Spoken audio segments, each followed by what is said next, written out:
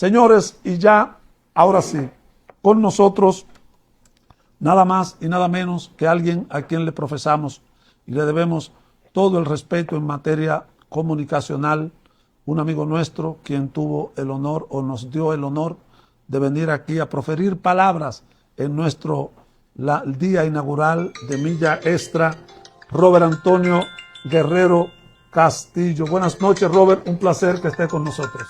Saludos, Joel, buenas noches, un fuerte abrazo, hermano, un saludo a tu vasta audiencia, un saludo a la población altagraciana y al país que sigue este medio de comunicación y que ya pues ve cada noche esta producción para la familia, para orientarse, para irse a la cama edificado.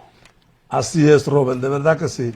Robert, tanto conocimiento que hemos observado en ti, que te consideramos una especie de multifacético en tantas áreas, porque creo que el periodismo y cómo te ha entregado de verdad de manera tan profunda y abierta a tantos temas, pues nos merece todo el respeto.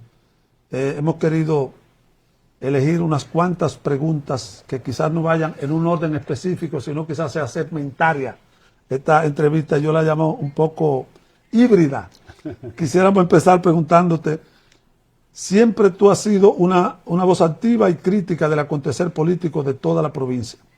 ¿Qué atrajo de la política al periodista? Sí, tú sabes que yo decía que yo no me metía en política. O sea, yo era en una etapa de mi vida tan enfocado al periodismo que a mí nadie me hablara de participar en la política partidaria. Y ocurrió de forma fortuita. Yo pienso que yo no encuentro algo específico que me haya atraído, sino yo siempre fui admirador de Juan Bosch, del doctor José Francisco Peña Gómez. He tenido familiares ligados a la actividad política desde la muerte de Trujillo. No me crié en un hogar eminentemente político, pero sí era seguidor de esas personas. Pero yo me mantenía durante la mayor parte de mi vida alejado de la actividad política. Surgió de forma espontánea cuando comenzamos pues a generar ciudadanía. Hay una diferencia entre el habitante y el ciudadano. Todos habitamos en una ciudad. Ahora, el ciudadano es el que cumple con sus deberes y busca la manera de que sus derechos sean atendidos en la sociedad. Es lo que se llama reclamar la ciudadanía, preocuparte por cualquier problema que afecte a la comunidad. Surgió y hay un grupo de amigos, creamos Rescatemos Higüey.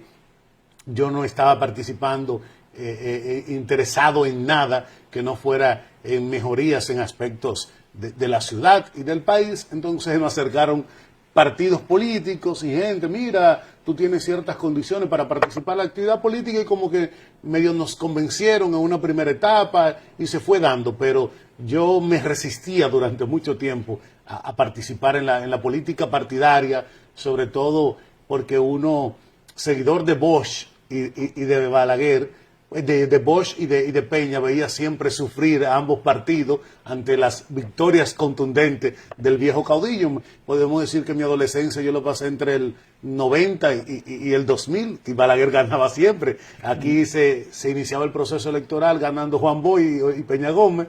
Y al cierre yo no sé qué pasaba, venían unos votos del campo y de los sitios, y Balaguer se iba a la luz. Sí, se iba a la luz. Y cosas. Entonces, así yo pienso que ocurrió de forma natural. O sea, yo no lo procuré, no lo planifiqué. Te hemos visto en varios medios, y medios digitales, medios tradicionales, exponer profundamente sobre el tema que últimamente se ventila, ¿verdad?, sobre Verón e Higüey. De acuerdo a tu perspectiva, ¿qué grita la gente común de Verón, Bávaro, más allá de Verón y de Higüey, más allá de la política? ¿Qué tú crees que lo que la gente anhela realmente? Mira, lamentablemente la mayoría de la gente vive ajeno a eso. ¿Tú crees? Sí, porque mira, la gente no conoce, lamentablemente hay que trabajar en eso, sus derechos como munícipe en una ciudad frente a las autoridades municipales. Yo no lo había mirado así, pero me parece. No, yo te voy a decir algo, sal a la calle, a una encuesta y pregúntale cuántas personas ha ido a una sesión del Consejo de Regidores o sabe qué día sesionan el Consejo Municipal. Pregúntale o dile qué establece la ley sobre los temas de basura. Yo, por ejemplo, el otro día, indagando, me enteré de que existe una ley que regula que el frente de tu hogar, la limpieza es responsabilidad tuya, no de las autoridades, y que tú puedes ser sometido a la justicia si no tienes el frente de tu casa limpio. Una ley que está vigente, que no ha sido derogada en la República Dominicana. Entonces, pero en sentido general, quienes tenemos la capacidad de conocer un poco, de pensar, de analizar, de escuchar voces, sí creemos que la zona de Verón Punta Cana es una zona de desarrollo especial, única en el Caribe. O sea, Punta Cana es la zona económica más importante de la República Dominicana. O sea, tú la puedes comparar con cualquier territorio. Entonces, es una zona de condiciones especiales. Y yo me lamento mucho que lo que produjo esa zona durante los primeros 50 años no impactó de forma integral el desarrollo de la provincia La Altagracia. O sea, nosotros tenemos, vamos a hablar de los años 80 para acá, cobrando arbitrios y cobrando tasas en esa zona. Pero ese dinero no ha mejorado ni siquiera la calidad de vida de los que habitamos en la ciudad, ni en Verón ni en Higüey. Ni en Verón ni en Higüey. No sé, yo pienso que esos fondos en algún momento deben ser reenfocados y reevaluados, porque el desarrollo turístico necesariamente no es permanente. O sea, en cualquier momento puede existir un declive. Es muy vulnerable. Puede existir un declive y entonces no habremos aprovechado oportunamente. Para que la gente tenga una idea, fuera del Distrito Nacional, del Gran Santo Domingo y de Santiago de los Caballeros, muy raramente pueda, por ejemplo, un ayuntamiento recibir 200 millones de pesos al arbitrio. Nosotros, de una sola obra, nosotros hemos recibido en algunos momentos de la historia reciente que un solo desarrollador viene y paga 200 millones de pesos. ¿En serio? Claro que sí, cualquier hotel. Para distribuirse entre Verón y Higüey. Bueno, para que la gente tenga una idea, Verón e Higüey generan anualmente 600 millones de pesos en arbitrios. O sea que DAMAC en arbitrios se generan en Verón Punta Cana en 4 años 2.400 millones de pesos. O sea, más o menos mensualmente, ¿cuánto entra a Verón y a Higüey como producto? Como 15 millones de pesos a cada ayuntamiento. A cada mensual. Independiente. Pero pueden variar, porque a veces hay pagos extraordinarios, pero fluctúa entre eso. Es verdad que si se pierde, como dice la alcaldesa, se pierde. Sí, es una cantidad importante de recursos económicos que podría representar entre un 35 y un 40% del ingreso del ayuntamiento de Higüey, porque ya hemos planificado en función de esa realidad. Entonces, yo entiendo que hay que buscar la manera de que ese dinero no impactó la otra banda, fue una gran mezquindad. Yo siempre me quejé que pese a que los recursos deberían llegar todos al ayuntamiento de Higüey, no se pensó bien, no se pensó en la provincia y no incluir oportunamente la otra banda durante todo ese tiempo. Y los recursos se dividieron entre Higüey y Verón. Sí, porque a mucha gente habla de que también la laguna de Nisibón, pero hay un tema donde hay que pasar sí o sí es por la otra banda. Pero yo planteo que se podía darle también, porque oye, ¿qué pasa? Si tú calculas, la otra banda ha tenido un respiro por la importante cantidad de proyectos que se están desarrollando por su proximidad con Verón. En Verón, el costo del terreno y la disminución de los espacios ha hecho que muchos desarrolladores crucen a la zona de la otra banda a partir de la Jarda de Verón. La parte oeste ya pertenece a la otra banda. Y muchos desarrolladores pues compran terreno en La Javilla, en Vallejina, en esa zona, a bajo costo, desarrollan ahí y lo venden como Punta Cana. Aunque ya Punta Cana es toda una región. Pero antes, por ejemplo, si tú decías darle un 5% a la otra banda, estaríamos hablando que tú en un año le dabas 15 millones. Llegó un momento que el distrito municipal, la otra banda, no podía hacer ni siquiera una obra. En una oportunidad Juan Ramón Herrera prometió una cancha. Y si no lo hace con los recursos propios, no la puede terminar.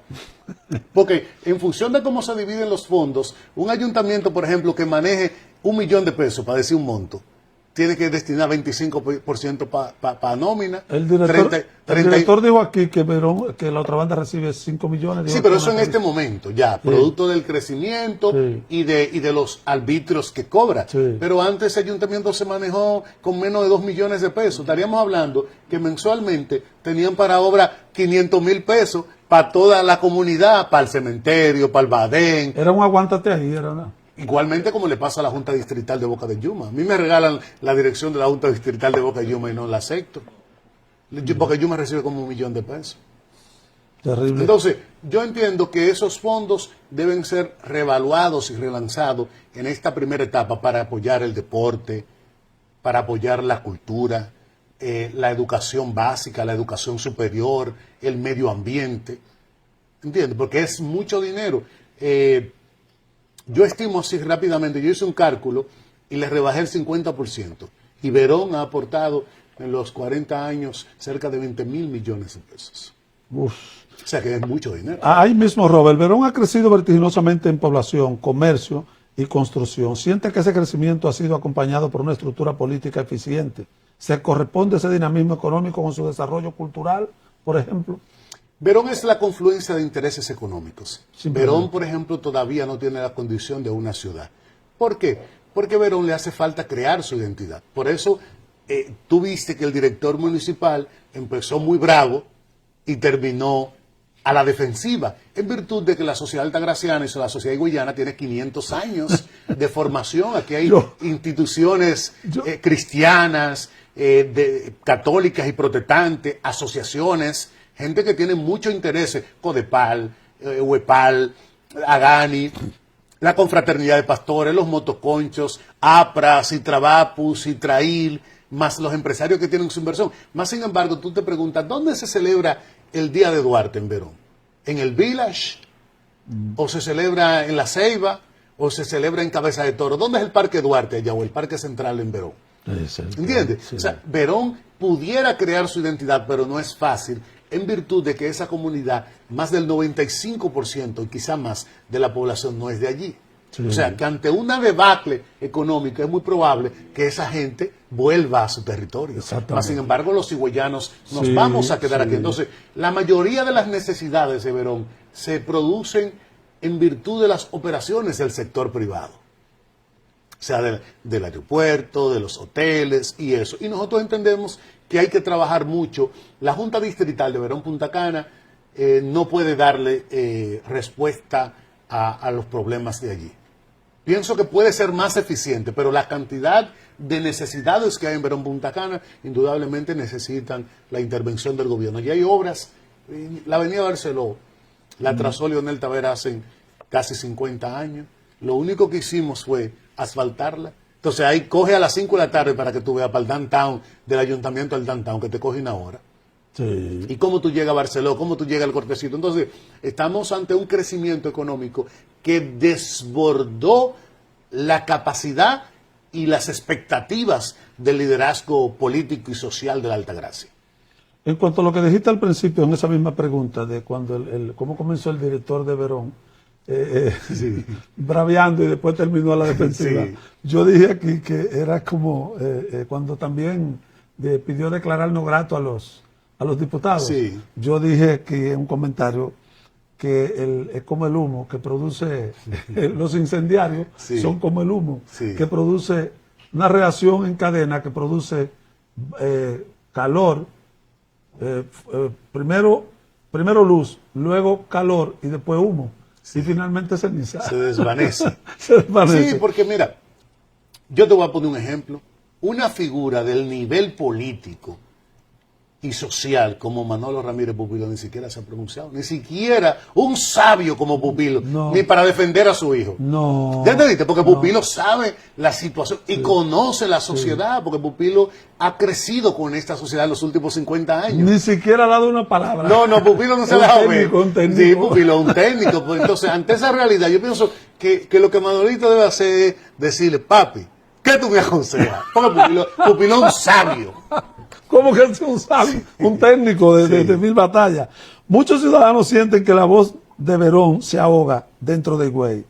Desde tu experiencia como comunicador, ¿cómo se puede dar visibilidad real a los reclamos de Verón?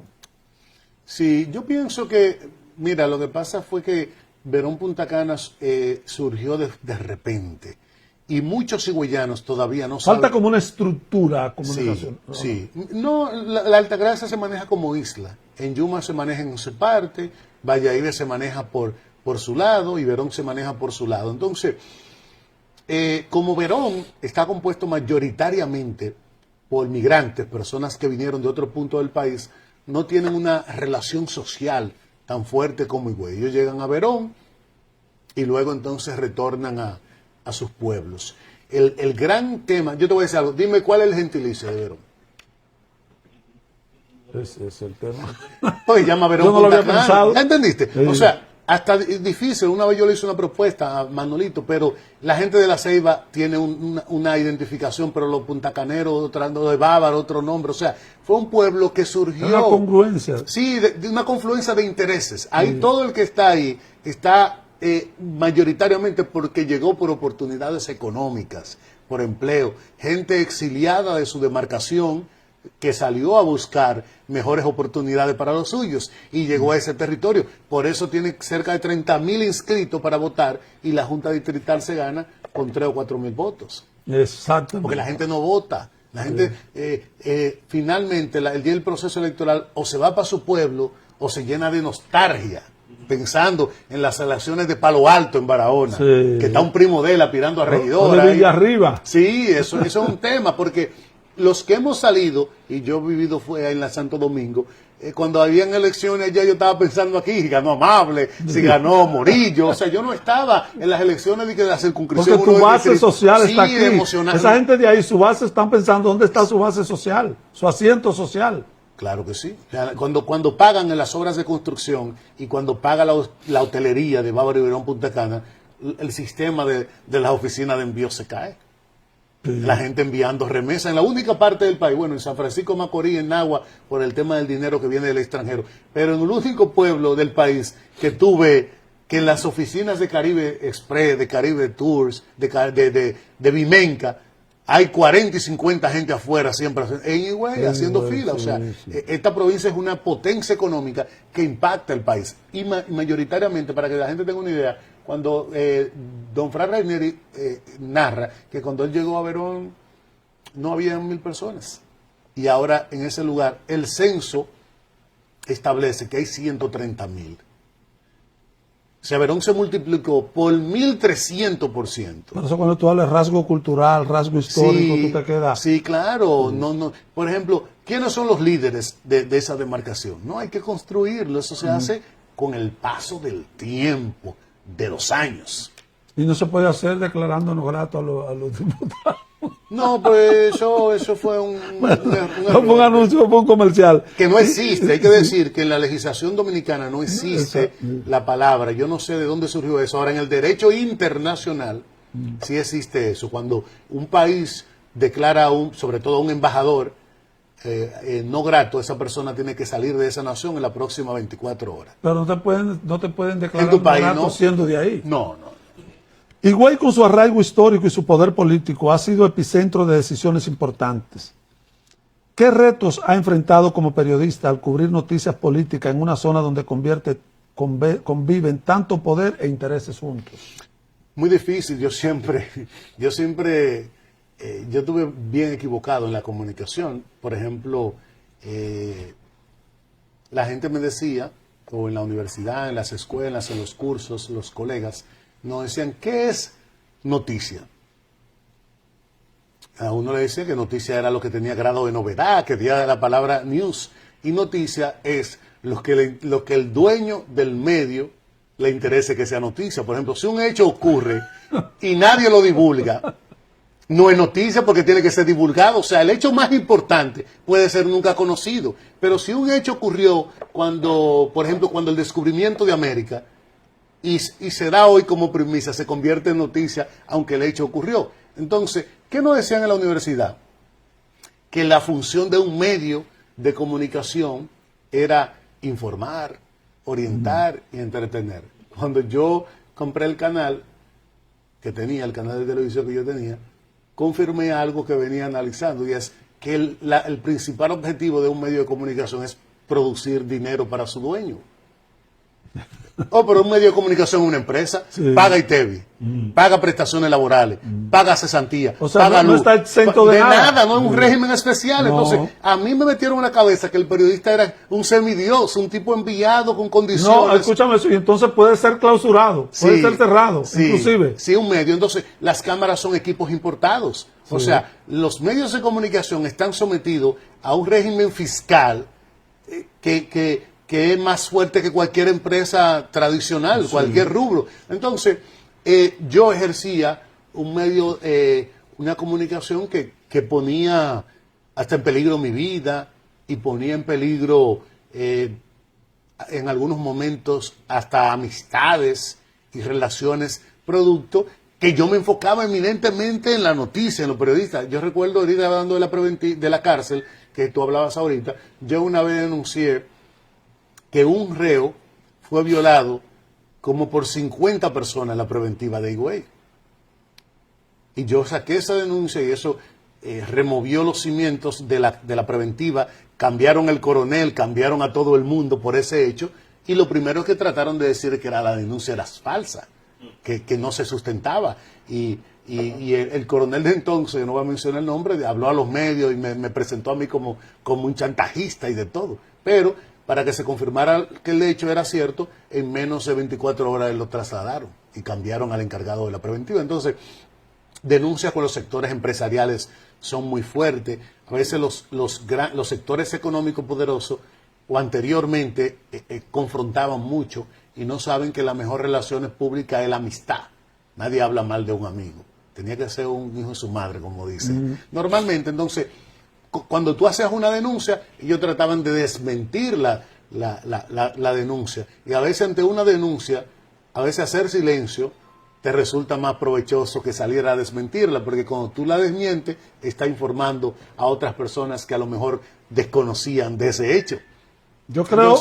Entonces sí, yo me confronté con sectores sindicales, empresariales en muchísimos momentos, incluso hasta llegaron a decirme que yo lo estaba haciendo por dinero, porque sectores me pagaban, pero yo le doy gracias a Dios, tengo 46 años de edad y me manejo en los medios de comunicación desde los 16, 17 por ahí. Creo que desde antes ya yo iba a Radio Callacoya, Radio Sol, de forma improvisada, y nunca me he tenido que retractar de una denuncia. Al elaborar estas preguntas, Robert, yo pensaba exactamente en cómo has venido desarrollando tu trabajo desde que te conocí. Y si es verdad que ha mostrado, ha exhibido siempre esa bandera de la transparencia o de mantenerte limpio desde ese punto de vista, no menos cierto es que también es como decía Mao Zedong. Mao Zedong dice, el mayor problema de la revolución es el burgués que muchos revolucionarios llevan dentro. Ese problema afecta también al periodismo. Sí, claro. No, porque normalmente yo era seguidor de un periodismo, de un activista del periodismo. O sea, yo era más enfocado a un periodismo más crítico. Más crítico, sí. Y hay personas pues que balancean ese tipo de cosas. Como yo no hacía periodismo de opinión, lo mío era denuncia y denuncia. Pero te valió para un perfil de respeto, Robert, que aún permanece. Sí, yo no me arrepiento. El otro día, por ejemplo, yo fui a Santo Domingo y me reuní con el señor Juan Ramón Gómez Díaz y me dijo, mijo, ¿quieres venir para acá? ¿Qué te interesa? Dime. Y me habló, y Geraldino igualmente tengo un amigo que hizo un proyecto hermosísimo, Medios Panorama, Miguel Medina, y siempre me dicen, no entienden, ¿qué tú haces en Higüey? Ven para acá, ven para un medio, ven para un matutino, ven a trabajar. O sea, y eso es una muestra de CDN, he recibido ofertas, es una muestra de que cuando yo estuve allá, pues me mantuve al nivel de las expectativas que los medios que yo participé tenían de mí. Entonces, yo no me arrepiento de haber elegido la comunicación, sobre todo que yo entré a la comunicación huyéndole a la construcción, porque mi papá era maestro constructor, y yo, por ejemplo, tenía que tirar mezcla. Guárdame esa por ahí, David. Tenía que tirar mezcla, blogs, se me pelaban la mano. Yo llegaba a mi casa dando gritos y le decía a mi mamá que yo no quería hacer eso, que yo quería buscar otra cosa. Y en esa época, en los 96, por ahí, Juan Julio sacó una emisora y me fui para allá. Y cuando probé ese airecito, una cosa, dije, aquí es mejor que pegar 200 blogs. Yo llegué a pegar 150, 200 blogs al día con 17, 18 años. Tirar zanja, pico, echar plato, hacer varilla. O sea, mi papá nos cogía esa, como dicen los muchachos de ahora. ¿Crees, Robert, que Higüey ha ejercido un cierto liderazgo positivo en la región o ha existido un centralismo que ha limitado el desarrollo de distritos como Verón, por ejemplo? Mira, en sentido general, el crecimiento de la Altagracia nos sorprendió a todos. Nos dejó atrás. Sí, nos dejó atrás. O sea, la Altagracia, estaríamos hablando, señores, mire, la Altagracia lidera la mayor cantidad de inversión extranjera en el país. Más del 60% de la inversión extranjera que se hace en el país se hace en la Altagracia. Lidera la producción de divisas.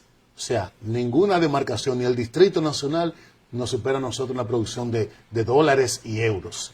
Pero además de eso, somos la demarcación del país que más consume alimentos, producto del turismo.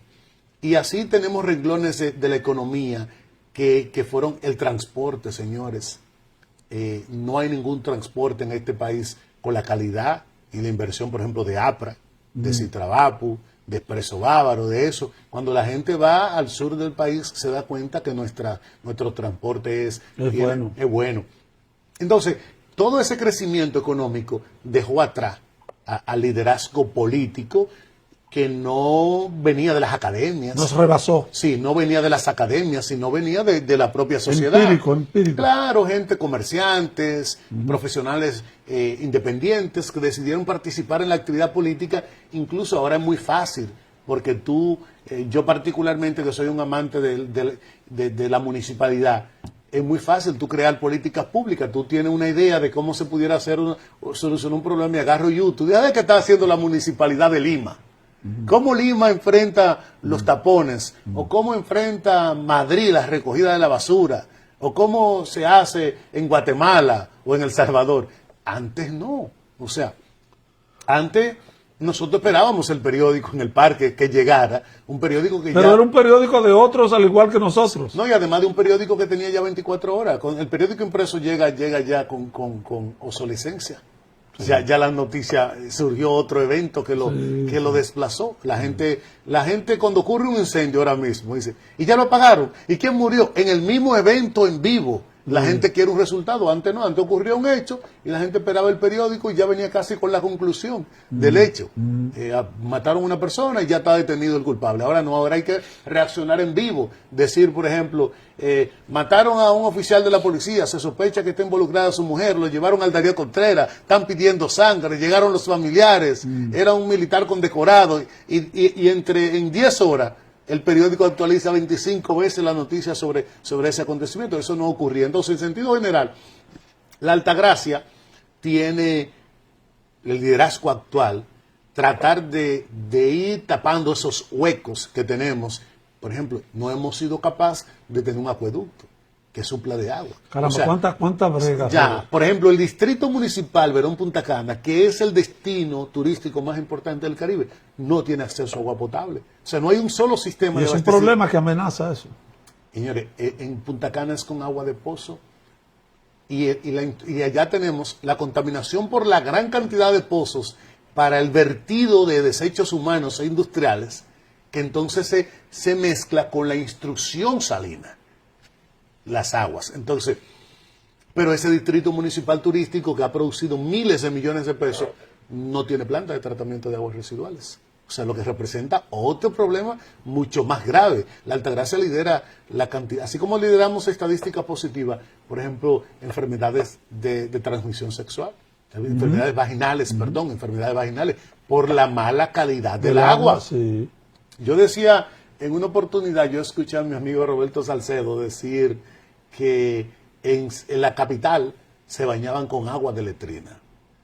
Y yo entonces le dije, don Roberto, ande nos bañamos con agua de letrina. En Higüey, aquí hay casas que hacen un pozo filtrante para echar ahí los desechos humanos y del hogar, y al lado hacen uno para la extracción del agua, para el consumo doméstico y hasta para bañarse. Sí. Y el agua que nos venden los camiones de agua. Pero también nunca le hacen, ¿cómo se llama? La prueba al agua. No, el agua del subsuelo de Higüey está contaminada. Eso no hay manera ya. O sea, aquí, para que tú tengas una idea, aquí no hay estadística de la cantidad de pozos que hay.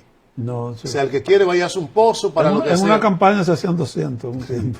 ¿Ya entendiste? Entonces, esa es una realidad. Entonces, necesitamos, por ejemplo, en materia deportiva, la Altagracia necesita un gran complejo deportivo. La Altagracia necesita áreas verdes para la familia. Aquí hay que crear, por ejemplo, yo siempre hablo de un jardín botánico, aquí hay que crear un gran parque ambiental para la familia, porque quienes no queremos tomar alcohol, el que no queremos pues oír una música a alto nivel o estar encima de uno que está fumando, no tenemos casi espacio para eso, público, porque privado pueden aparecer. Entonces, en materia vial, la Altagracia necesita un relanzamiento. Yo incluso le decía hoy a un amigo que yo creo que ya esta generación viviremos como la zona colonial, una ciudad con tapones, porque ¿cómo tú resuelves todas las calles estrechas? O sea, porque tú dijeras, son 2, son 3, pero son todas. ¿Entiendes? O sea, ya en Higüey tendremos que acostumbrarnos, quizás haya más orden, mejore un poquito, a vivir en una ciudad con tapones. Así es. No creo que al menos que aparezca un genio. Una vez Pupilo mandó a hacer un estudio, y ese estudio determinó que en materia de tránsito, Higüey era un caldero de espaguetis. Está en un caldero de espaguetis. Los técnicos no encontraban cómo determinar, porque pusieron los contadores. Los contadores se ponen en la calle de un lado al otro con un cable, y cada vez que cruza un vehículo, pero tú vas a La Vega, a la olímpica y culta ciudad de La Vega, Joel, y en el Parque Central, tú puedes cruzar la calle sin mirar para los lados. Yo no sé si soy yo, pero yo las veces que me toca cruzar la calle, es corriendo. O sea, en Higüey no se puede cruzar la calle caminando. Ni en los barrios. ¿Ya entendiste? Entonces, ese es Higüey, un pueblo con un crecimiento en todo el sentido de la palabra que nos sorprendió. Muchos creen que el periodista solo informa, pero siempre tú has parecido estar muy involucrado emocionalmente con las causas del pueblo. ¿Qué significa para ti la objetividad en medio del compromiso humano? Yo no soy objetivo, y nadie lo es. Porque, por ejemplo, como tú ahorita no podías ser objetivo ante un posible hecho de maltrato a un reo, tú tomaste partida. Sí. ¿Ya entendiste? Entonces, antes nos vendía, el periodista debe ser objetivo. A veces ser objetivo es ser irresponsable. Y ser irresponsable es un hecho que ya usted vio que está mal. Sí. O si una persona agrede a una señora, tú tienes que buscar otra vertiente. No. Independientemente de las razones, ese es un abusador. Y esa persona debe ser. Entonces, durante mucho tiempo, ahora, hay acontecimientos que se prestan pues al equilibrio de los acontecimientos, pero la subjetividad está en uno en función de cómo uno se fue criado. Sí. O sea, la visión que yo tengo de los hechos pueden variar por el conocimiento, pero por ejemplo yo soy hijo de un obrero y de una ama de casa. Muy difícilmente yo piense como un empresario o como un intelectual. ¿Están vivos tus padres, no? Sí, están vivos, gracias a Dios. Un saludo a don Antonio y doña Ramona. Mami ya debe de haberse acotado, pero papi dura un poquito más. Ya te dice, o sea, la subjetividad está nos vincula, nos contriñe en visión hasta del conocimiento que tú tienes sobre un aspecto, sobre cómo tú te criaste. Entonces, yo pienso que es que somos un pedazo del entorno. Sí, del entorno, del ambiente. Entonces uno tiene creencias y limitaciones propias de cómo te criaste, de cómo tú piensas. Por ejemplo, yo te voy a decir algo. ¿Cómo piensa un protestante ante una marcha del orgullo gay? Bueno, ¿ya entendiste? Periodista. Se le va un poco la tolerancia. ¿Ya entendiste? Va a decir, por ejemplo, un hecho bochornoso en las calles de Higüey o de la zona rosa. O como Nate dice, Dios ama al homosexual, pero en Sodoma le prendió fuego. Te pongo otro ejemplo. ¿Qué piensa un protestante del carnaval? No mal, demonio. ¿Ya entendiste? Entonces, un reportero protestante que lo manden a cubrir el carnaval de La Vega, se le va su cosita, su cuestionamiento. ¿Ya entendiste? Entonces, la subjetividad está con nosotros, producto de nuestras creencias, de nuestras limitaciones, y ante un hecho hay que tomar partida. Ahora hay que hacerlo de forma responsable. Sí, porque se volvería la persona como distante. Sí, distante. Como subreal. Claro, a ti te dice, mira, ¿dónde deben hacerse play? ¿En Villacerro o en La Malena? Si tú eres de Villacerro, en Villacerro no hay play. Sí, no, pero por ejemplo, tú dices, bueno, mira, independientemente de tal cosa, yo creo que ese play debe ser hecho en tal sitio. Pero decir, bueno, hay que analizar y comenzar de aquí para allá para no asumir no te lo hacen en una parte. postura. ¿Qué le diría, Robert, a los jóvenes que quieren contar la verdad, pero sienten miedo o presión política que están incursionando en los medios hoy? Sí, bueno, mira, yo le digo a las personas que hay que usar los medios, ahora hay más oportunidades, las plataformas digitales a través de las redes sociales nos permiten expresarnos. Yo le exhorto que, pese a que vivimos un tiempo de desenfreno, analicen bien, porque la gente dice del otro lo que no aceptaría que digan de su mamá, Sí. ni de sus hijos, ni de su esposa, ni de sus padres. Yo hoy siempre insto a usar de forma responsable los medios de comunicación, insto a ser ciudadanía. Yo, por ejemplo, aunque políticamente tengo una visión y pertenezco a este gobierno, yo siempre defiendo el gobierno desde el punto de vista crítico. Por ejemplo, ese tema del agua potable es un tema que no solamente es responsabilidad de este gobierno, pero el problema está. Y ese problema yo no lo voy a ocultar. El problema está, el problema del tránsito. Lo que tenemos que hacer es solucionarlo y que el liderazgo político plantee las soluciones y busquemos técnicos. Entonces, yo insto a todo con el marco de respeto. Yo analizo las estadísticas. A veces un gobierno hace más en una área, en otra hace menos. Pero yo, por ejemplo, estaba en la carretera de Todemana, que esa carretera se construyó en el gobierno del PLD, con muy malas condiciones. Cuando tú vas a Santana, Todemana, El Rancho, Los Memisos, toda esa zona por ahí, pésimas condiciones. O sea, ¿cómo tú puedes ocultar esa carretera? Esa carretera está en pésimas condiciones y yo insto a este gobierno, que es mi gobierno, a que se incluya en el presupuesto nacional para hacerle a los residentes de esas comunidades que deciden vivir ahí mismo y vienen a la universidad. Los santaneros y esa gente por ahí de Todemana son gente próspera, tú lo ves en sus casas, en sus vehículos, en su forma de vestir. No les sirve. Entonces por ahí se saca la leche, se saca el queso. Entonces yo siempre defiendo mi gobierno, defiendo lo que yo creo, pero siempre tengo una posición crítica porque entiendo que hay un espacio para mejorar. Yo no creo en el político de que te presenta la panacea, de que cuando está en el gobierno todo está mal, cuando está en la oposición todo está malo, y cuando llegó el gobierno todas las cosas tenemos. A mí no me gusta eso. Entonces yo siempre le digo a la gente, exprese sus ideas con firmeza y con respeto. Y si se equivoca, pues rectifique rápidamente, que eso no hace morir a nadie. En tus iniciativas políticas vertical, que ha sido tu estilo, el que hemos conocido, ¿qué sientes que te ha dejado el pasado? ¿Secuelas o resultados? Yo nunca pierdo, yo siempre gano, porque yo aprendo del error, aprendo, es muy difícil porque tú no has tenido un orientador, no has tenido una academia política, no has tenido un líder que te haya guiado, tú buscas gente... Se hace camino al andar. Sí, ni siquiera andar, cayendo, brincando, saltando, durmiendo. Echándote. Sí, ¿entiendes? Entonces uno comete permanentemente errores, pero el tiempo y los años entonces te permiten mirar hacia atrás y tomarlo como experiencia. Por ejemplo, uno de mis errores políticos más grandes que yo me lamento... No lo conteste, que ahí va la pregunta. Sí. ¿Qué errores ha cometido como periodista o como político que no quisiera volver a cometer? Bueno, mira, como periodista, yo pienso que fue ser muy romántico durante un tiempo. O sea, ¿Romántico? Sí, muy romántico. Es que yo te puedo decir algo. Mira, yo iba como reportero, por ejemplo, de aquí a Bávaro, a reportería para Telemicro, para Diario Libre y cualquier cosa. Yo me iba o en mi transporte o como sea. Y yo era un tipo capaz de si mi noticia era, por ejemplo, crítica a la persona que me invitó, porque a veces la gente, por ejemplo, un grupo de gente te dice, no, nosotros somos desalojados de ese terreno, pero yo nací aquí.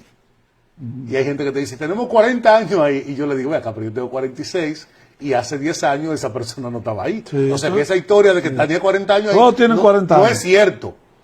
Entonces, yo, por ejemplo, brindaban café, agua, refresco, empanadas, yo me iba, sin tomar nada, mejor. A veces venía sin comer o algo, en el sentido porque yo entendía que que como mi noticia no iba a salir en función de, de la declaración de ellos, pues no debería vincularme a ese tipo de hechos. Y esa parte, entonces, lamentablemente, el periodista vive de la publicidad o de los... la Biblia dice, el que vive en el altar, que coma vive del altar. Pero ¿qué pasa? El concepto de comunicación fuera del compromiso con todos los sectores viene de la sociedad de la televisión pública, del primer mundo. Por ejemplo, Televisión Española le da la misma cantidad de minutos a todos los partidos y a todos los candidatos. Y aunque es una televisión pública, el director de esa televisora y los que participan ahí no pueden favorecer a nadie, ni siquiera al partido de gobierno, porque tiene un sistema de administración multisectorial que participan los partidos y es una televisión pública que para tú ir ahí solamente tienes que cumplir con los parámetros que se le aplican a todo el mundo. Aquí no, aquí el medio de comunicación es una empresa casi siempre privada, sí, que responde primero a los intereses del seguro dueño. Que ya el Estado trata los medios de otra manera, ¿verdad? Lo que pasa es que no hay proliferación de medios. En esos okay, países como el aquí hay menos. Okay. Hay países de esos que tienen un canal. Un canal, okay. Un canal. Nosotros tenemos en Lisibón 5. Y en Venerito, y en Boque Chaboc, y de todo. Entonces, yo te voy a poner un ejemplo. ¿Tú crees que yo podía criticar a Gómez Díaz en su canal? No. No puedo. O puede Cavada criticar cualquier desliz de una de las tantas empresas de Pepín Corripio. No puede. Entonces, la principal limitación que tiene un medio de comunicación son los intereses de ese medio. Para tú tener una idea acabada, tiene que tener diversos puntos de vista. Entonces, en sentido general, ese nivel de romanticismo. En términos políticos, haberle creído a Quique Antún. Oye, es que yo te voy a decir algo. Y yo digo, Dios mío, los niveles de ingenuidad. Yo le contaba a alguien, cuando yo estaba participando en Rescatemos Higüey, me llamó Sergia Elena de Celiman, oye el apellido, una señora rubia que siempre estaba en la papa, ahora está en la Junta Monetaria, que la dejó Danilo y siguió ahí en el gobierno de eso, que la Junta Monetaria, el que menos gana pasa del $1.000.000. Esa señora me llama a mí, al hijo don Antonio y doña Ramona, de un maestro constructor analfabeta y de una ama de casa también con limitaciones, me llama a mí para que yo sea candidato al Partido Reformista. Y yo voy, en una oportunidad, yo tengo dos amigos que son de los empresarios más importantes de Punta ¿Desde ahí Cana. fue que llevaste a Rescatemos Higüey? O sea, a Rescatemos Higüey fue primero y después entonces terminó en una precandidatura en el Partido Reformista. Hasta nos proclamaron y después nos quitaron, nos dieron una patada y no nos cogieron la llamada más nunca. Pero lo que te quiero decir es que a mí me llaman dos empresarios poderosos de la zona de Punta Cana que solamente yo podía tener relación con ellos por mi trabajo profesional, porque somos de clases sociales diferentes y no tenemos intereses, pero ya ellos iban manejando encuestas, veían cosas de que se podía construir algo conmigo, y me dijeron, mira, nosotros te vamos a apoyar, pero nosotros no confiamos en Quique. O sea, dos sabios, dos tigres, nadie que consigue cuarto es pendejo. No, o sea, tú puedes criticarlo y que no sabe leer, no sabe escribir, pero nadie que supera la barrera no es muy flojo. Entonces, me dijeron eso, no hay manera de tú moverte a otro sitio, que por dinero ese proyecto no se va a parar. Y yo le dije, no, yo confío en el ingeniero Federico Antún Valle, Quique. ¿Entiendes? Que me escribía de noche, de madrugada, toda hora, toda la cosa. Entonces, eso fue un gran error político. Ciegamente, Robert Craig. Bueno, lo que pasa es, yo siempre creo en las personas, en todo el mundo. Tú eres que decide si yo sigo creyendo. O sea, yo siempre, con compañeros, con amigos, con esto. A mí me ha pasado muchas veces. Yo creo en la persona, independientemente de lo que sea. Cuando una persona me dice, mira tal cosa, yo le creo. Yo no tengo por qué descreer de eso. Ahora hay que ser medio avispado. La actividad política tiene unos códigos que uno ha ido aprendiendo, pero en sentido general yo siempre creo en lo que el otro me dice. ¿Entiendes? O sea, yo no tengo por qué no creer. Entonces, ese fue mi gran error. Eso me afectó nuestro ascenso político, porque incluso todavía, Quique nos quita la candidatura al Partido Reformista y sin decirnos. O sea, yo me enteré porque un amigo que era miembro de la Comisión Política del Partido Reformista me llamó. Me dijo, mira, Robert, te quitaron. Yo, pero ¿cómo me quitaron si yo soy el candidato ya y tenemos un boleto? Te quitaron. No diga que yo te lo dije. Y aún así a mí me llamaron líderes políticos de importancia de nivel y me ofertaron para que yo montara una candidatura en otro partido, porque le interesara que yo fuera para ver qué cantidad de votos yo tomaba y se le restaran, porque por el discurso anti-Karina se entendía que en que yo le restaba voto era al doctor Rafael Barón Duluth. O sea, sí aparecía en la boleta, no a Karina, los carinistas estaban contra mí. Entonces, me hicieron oferta y todavía sí, yo decía, no, es que va a llegar un momento que por lo menos Quique me va a llamar y me va a decir, Robert, mira, no es tu momento, y tu momento llegará. Pero ni eso, yo le dije, ese hijo de su madre, no le interesaba. Ni siquiera el voto mío, ¿ya entendiste? O sea, ni siquiera, Ya, o sea, él ni te contó entre lo de Robert. ¿ya entendiste? O sea, él no le interesó ni siquiera el voto. Decir, bueno, ese muchacho, terrible. igual tiene el voto de él. Terrible. O sea, ¿ya entendiste? Un partido que está hecho añitos. Y no, entonces aparece ahorita otra vez y la gente lo ve, óyeme, Sí. conquistando gente. Sí, pero te quiero decir, porque es muy fácil, yo, mire, hermano, si yo tengo una relación de negocio, de amistad con usted, y yo la voy a romper, yo lo confronto. Digo, mira, yo no puedo seguir en esto, por esta razón, no es tu momento, porque yo lo que entendía, que él tenía que decirme, mira, porque yo te voy a decir algo, si el Partido Reformista iba a conseguir algo, una organización de 40 y pico de años en el sistema electoral, yo no podía arriesgarlo por mí. Mira, Robert, no hay dinero, no hay recursos, no hay condiciones, había 1000 cosas para tú decirle, pero no decirte nada, nada. Bien. Robert, de aquí en adelante, ¿dónde veremos más enfocado a Robert? ¿En el trabajo periodístico, los medios de comunicación o en la política? Yo pienso que en la política y en el sector privado, yo tengo algunos trabajos que hago empresarialmente en el sector sobre todo de la publicidad y de la comunicación, y trabajo en el Estado. Pero yo tengo un proyecto municipal que aspiro algún día a poder desarrollarlo aquí en el municipio Salvaleón de Higüey.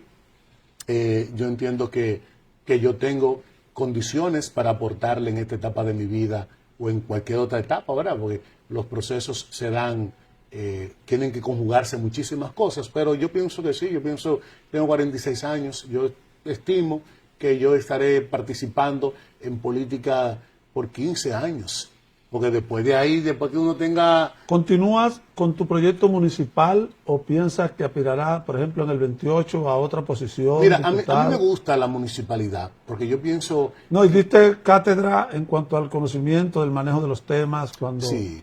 ¿Cuántos años hace ya que aspiraste?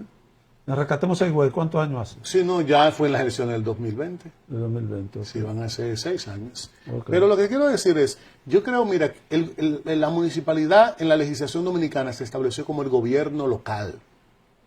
Es un gobierno que impacta todas las actividades que desarrolla el gobierno local, la persona en materia medioambiental, en materia de deporte. Si alguien quiere hacer algo, es el lugar indicado. Bueno, mira, es muy difícil. Aquí en el Congreso Nacional no se aprueban leyes, si no lo impulsa la Embajada Americana, el Poder Ejecutivo y el gran empresariado.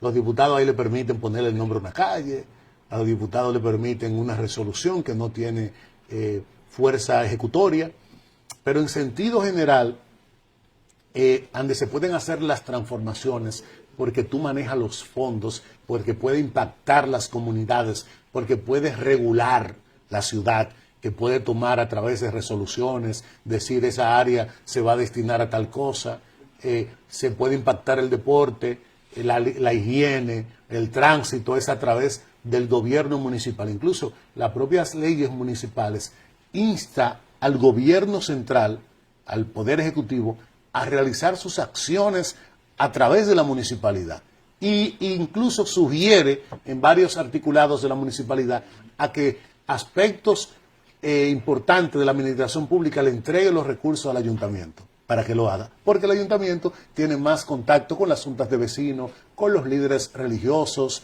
con las comunidades en sentido general. Eso plantea. Entonces, yo sigo con mi proyecto municipal, yo estoy en la corriente peñagomista, que encabeza el licenciado Tony Peña Guava, que es el director.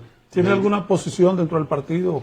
Sí, nosotros estamos iniciando en esa corriente, hay procesos de formalización que se van a hacer en estos días, pero yo estoy trabajando a nivel municipal para que Tony Peña sea el candidato presidencial del Partido Revolucionario Moderno. La última vez te vimos con Alianza País. Sí, con Alianza País, pero era porque era un aliado del PRM y hacía falta un candidato para fortalecer sobre todo la boleta congresual a nivel senatorial, porque por ejemplo el hecho de esa boleta participar, esa boleta le aportó 1000 y tantos de votos al candidato a senador, al doctor Rafael Barón de Luterío, que fueron importantes para la victoria. Entonces yo estoy con Tony, junto con el licenciado Angelín Caraballo, Amador, el licenciado Jorge Luis Amador y otras figuras importantes en la corriente peñagomista, haciendo nuestros pininos ahí, aprendiendo con Tony, que es un político veterano. Tony fue cónsul en Nueva York, ministro de la Juventud, fue director del Gabinete de Política Social cuando Hipólito, y ahora,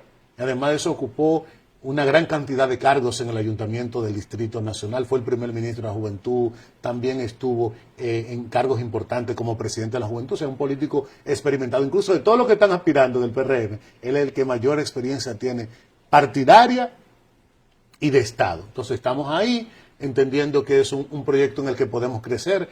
Yo apoyo a Tony y Tony me apoya a mí y da muestra permanentemente de que quiere que nosotros también crezcamos aquí en la ciudad de Salvador. Bien, Robert, nosotros te auguramos éxito, creemos en el carácter que le pones a tus proyectos. Sabemos y hemos conocido de ti que hasta donde nosotros conocemos eres una persona de cierto nivel de integridad, y que tengas éxito en lo que emprenda, pues yo sé que el municipio y la provincia pues serán verdaderamente los beneficiarios de esa parte, de ese aporte que podrás hacer. Sé que te sobran los conocimientos y cuando lo logres, pues yo sé que vas a estar todavía aún más entrenado. Tienes las cámaras y la gente de Milla Extra ahí, 8 medios de comunicación te están escuchando para que dé un mensaje final, y 14 medios digitales.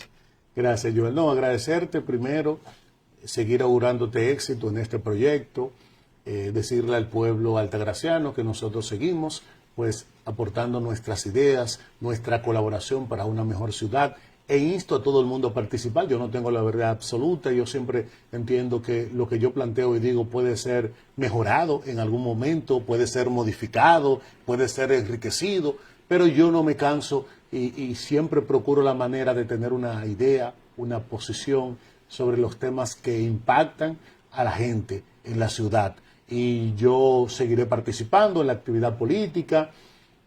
Siempre estoy abierto a escuchar las orientaciones de los amigos, de los empresarios, de las personas. También tratamos de prepararnos para ejercer la función pública. Y aquí estaremos. Higüey, yo pude estar en Santo Domingo, todo, como dije ahorita, recibo propuestas, pero la nostalgia me trajo a Higüey. Y como la nostalgia me trajo a Higüey... ¿Me gusta esa palabra, Robert, la nostalgia? Sí, la nostalgia. Tú sabes que tú puedes tener todo el dinero del mundo y siempre la gente termina en su pueblo, en su campito, en su refugio, con su gente. Yo aspiro a ver Higüey mejor. Yo pienso que se puede mejorar. Yo no detracto el trabajo del otro, yo siempre hago mis propuestas y pienso que se pueden hacer mejores cosas desde todas las posiciones del Estado, pero sobre todo del aspecto municipal. Para nosotros, Robert, un gran placer que haya abierto tu corazón acá a Milla Extra.